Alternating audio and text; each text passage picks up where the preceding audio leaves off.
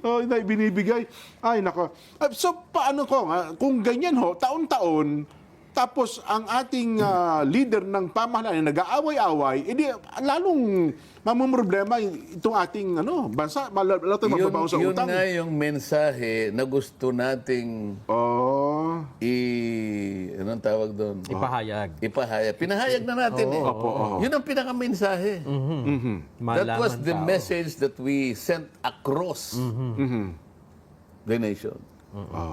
Na malaki ang problema, hindi natin matutugunan ito, hindi natin malulutas ito kung hindi tayo magkakasundo-sundo upang hanapin ang kapayapaan.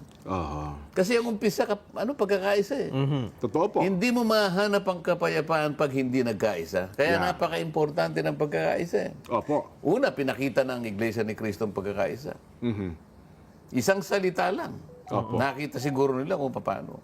Nandun eh. Kailangan kopyahin nila yun. Payapa ba? Pagka sa iba sigurong mga rally, kung sino-sino nagsasalita, kung sino lang may gusto, ikaw naman. Tama. Tayo ba ganun? Hindi. Hindi ho.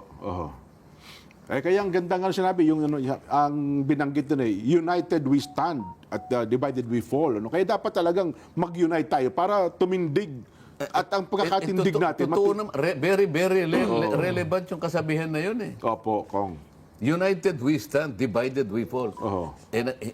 Nagkakawatak-watak tayo. Anong mangyayari sa ating bansa?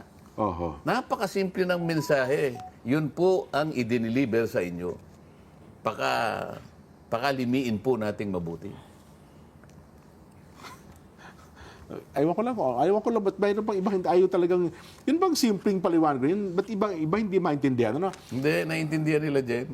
Pero nag-iisip pa rin pangontra eh. Ang tawag doon, MEMA, di ba? Mema ho ba tawag? May masabi na lang. Ay, nako. Teka lang.